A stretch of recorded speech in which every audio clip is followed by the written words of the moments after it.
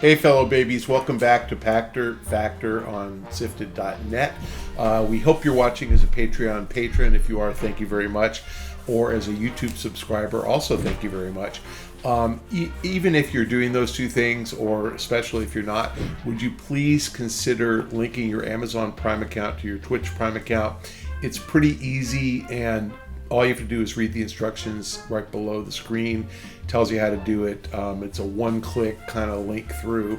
You have to do it every month or so if you haven't done it in a while, please try to remember to do it again. It's the only way we get paid other than direct contributions. And again, I don't get paid, but the only way Shane gets paid so he can afford the gas, which is over $5 a gallon in California, to come out and see me. So again, please try to remember to do that. It's super, super easy. It's very much appreciated if you can do that. I measure my success based on the number of Twitch Prime linkages. So please, let's see that spike up this month. I'd appreciate it.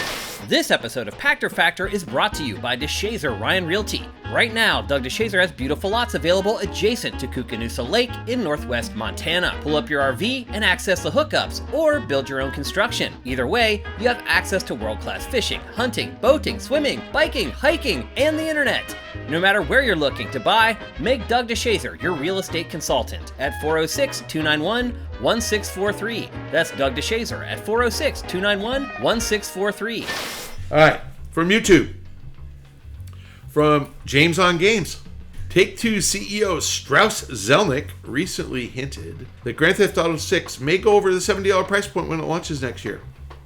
What do you think the game will cost, and what are the implications for pricing at $80, $90, or even $100? Is there a chance to charge more? Sure. If I'm them, I don't. And let's just talk about the long journey of Grand Theft Auto. Okay, so GTA 3, which is the first one the Rockstar team worked on, came out in fall of 2001. I think it was November. Vice City came out in fall of 2002, a year later. San Andreas came out in fall of 2004, 2 years later. I want you guys to pause right now and go look up logarithmic scale, because we're about to get there, okay? 1 year, 2 years. Then GTA 4 came out in April of 2008, 4 years. And, oh, by the way, delayed. It was supposed to come out in 2007. And the reason it didn't come out in 2007 was because the Xbox version, Xbox 360 version was done, but the PS3 version was buggy. And Sony had a contractual provision that said you can't release it on other consoles before you release it on ours. So they had to hold up both. Then GTA 5 came out in September of 2013, 6 years later. So like I said, logarithmic scale. 1 year, 2 years, 4 years, 6 years. And GTA 6 is coming out in 2025. 12 years. So what takes so long? And is Strauss on drugs? Is Strauss on games? Is he high on games by saying he's going to charge more than $70? What took so long is that Sam Houser, who makes the game, who's the head of Rockstar Studios, is a brilliant game maker, is a fastidious game maker, is absolutely committed to giving people more every single time this franchise comes out. Now, what does time mean? Well, there's a very famous saying, time is money. Time means money. And so when you work on Grand Theft Auto from September of 2013, let's just make the math easy, to September of 2025, and I'm not predicting that's the date, but I'm predicting that's the date. When you work 12 years on a game, that's 12 years of pay for all the people working on the game. And then you got to market the game. And trust me, that's hundreds of millions of dollars. So realistically, that's 2 to 3 times what any other game costs to make. Let's say 500 million of development and 200 million of marketing. $700 million. You know, guess what? You need to sell 10 million copies at full price, and you keep all of it, no royalty to anybody, just to recoup what you spent making the game.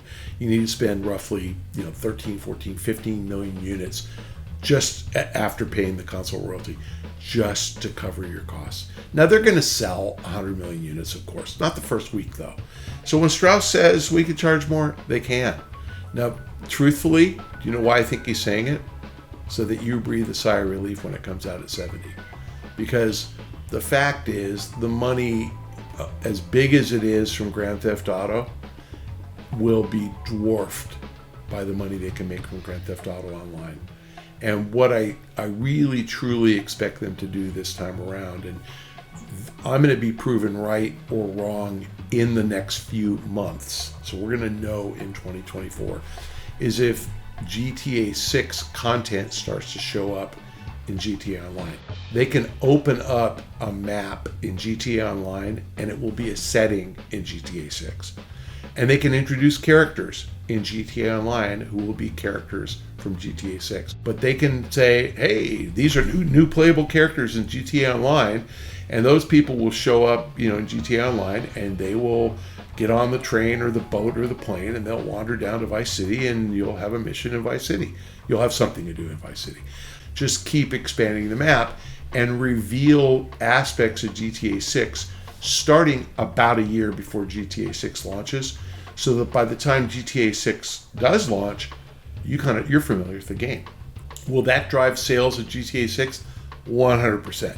And again, I'm reminded of the anecdote of Activision, who first did Call of Duty Blackout, and it was a flop. And that was because they required you to buy Call of Duty in order to play Blackout. So only the 25 million people who bought it were able to. And that they scrapped it. And then they came out with Warzone and Call of Duty Mobile, which combined had over 100 million players. And imagine their surprise when the next version of Call of Duty came out. They sold 10 million more copies. It went from 25 million to 35 million copies.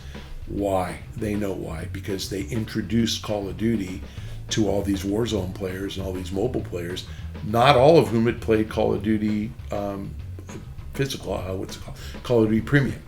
So I think GTA Online, the smartest thing that Take-Two can do is make it free to play. GTA 5 purchase required anymore, free for everybody. Give everybody a starter kit that brings them up to to a competitive level, so that they don't have to grind it out and get their asses kicked.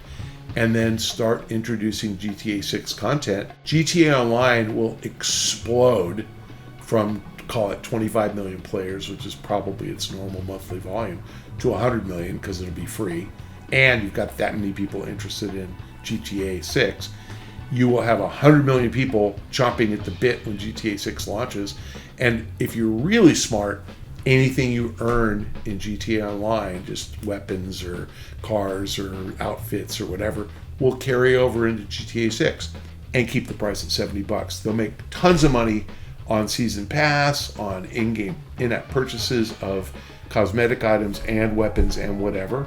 And they will have a giant running start when GTA 6 launches. So I don't think they'll charge more than $70.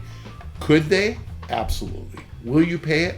Absolutely. Man, back in the 90s, you could buy a Nintendo cartridge, and I think some of them were $70. They're definitely 60, I think 70. PlayStation kind of pioneered PlayStation 1 pioneered the $50 price point in 1995, and we're only up to 70 now. 30 years later when GTA comes out, sorry, inflation is way more than 40% in 30 years. I mean, it's probably averaged 2.5-3% a year. So it's got to be at least 100% cumulative inflation. So could you justify $100? Yeah. And remember the starting point of this. 12 years in development. What do you think they're doing? They're building the biggest game ever. So I know that most games are like 8-10 hour experiences, and some are like crazy at 20 or 30. This thing's going to be bigger. It'll be 50. It'll be twice as big as the last one, whatever the last one was. Is it worth $20 more, $10 more? Yes, absolutely. So will they do it? I don't know. I personally think they won't, because I think Strauss is setting you guys up so that he can show what a good guy he is by not raising the price of the game. But could they? Absolutely. And I get in a discussion with movie theater operators, because we cover movie theaters as part of our deal, part of our coverage. Why don't you charge more for tickets like the first day, or more for tickets for the first show or for the 9 o'clock or 8 o'clock Friday and Saturday night show. And they're like, well, we don't want to like condition the theater goer to like plan around it. And I'm like, why not? You know, I mean, I just don't get it. You can go to a concert and there's different prices for different seats in the theater, and you know, some old band that's been out for 30 years, Rod Stewart, tickets don't cost as much now as they did 30 years ago. So I'm kind of surprised, but you know, there's a real inertia, you know, problem with guys raising prices. So much backlash because everybody has this entitlement. So I don't think so, but of course they could. Thank you for joining us on Pachter Factor on SIFTD.net. Special thanks to our Patreon patrons and our YouTube subscribers. And I really do want to call out all of you who took the time and made the effort to link your Twitch Prime accounts to your Amazon Prime account. You managed to take money out of Amazon's pocket and give it to Shane. And that matters.